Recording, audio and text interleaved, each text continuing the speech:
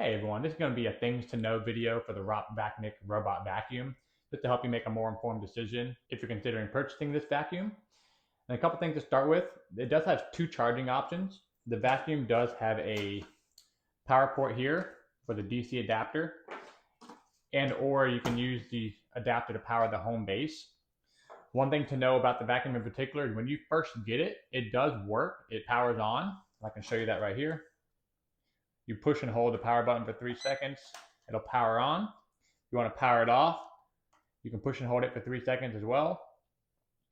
It'll power down. Using the remote, this will turn on and off instantaneously. But whenever you first get the vacuum, one thing to know is it does ask to do a 12-hour charge session for when you first get it. So just keep that in mind if you're considering getting this vacuum. Another thing to know is it does come with 2 HEPA filters. You have one that comes with it in the box, as well as one that comes in the dustbin canister. It's going to be right up top here. It's already in there for you. Another thing to know is when you're using the mop functionality, you want to make sure you remove the mop from the bottom of the vacuum before it returns to the home base, because this has 2 charging nodes and you don't want those to get wet and obstruct the charging capabilities of the vacuum. So just make sure you remove the mop before it goes back to home base.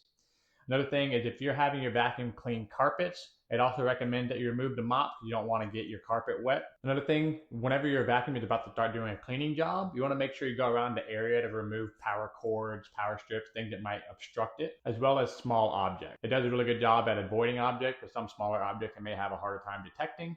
So I'd recommend getting some of those out of the way. This vacuum can climb objects that are less than 0.63 inches high. So you'll see the wheels have a nice little suspension to it, so it can climb up over low objects, like I said, less than 0.63 inches.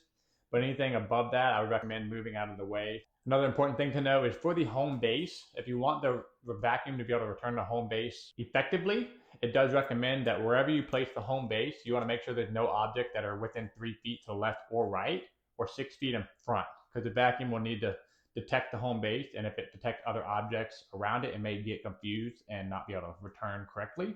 So just keep that in mind. If the robot vacuum completely dies, it does recommend that you charge it with the DC adapter instead of the home base. One cool thing about this robot vacuum is when it reaches 10% power or lower, it'll automatically return to home base to continue charging. And then last but not least, you want to make sure you maintain your robot vacuum occasionally. Just make sure you brush off the wheels, clean the wheels, remove the debris from the brushes, make sure there's no hair tangled up in the wheels as well as routinely cleaning off the mop pad, cleaning out the HEPA filters. The HEPA filters are super easy. You can just run them under water in a sink. You can shake and knock the dust out first, rinse them under the sink, clean them off. Just make sure these are nice and dry before you put them back in. You also want to make sure you maintain the dustbin and water reservoir.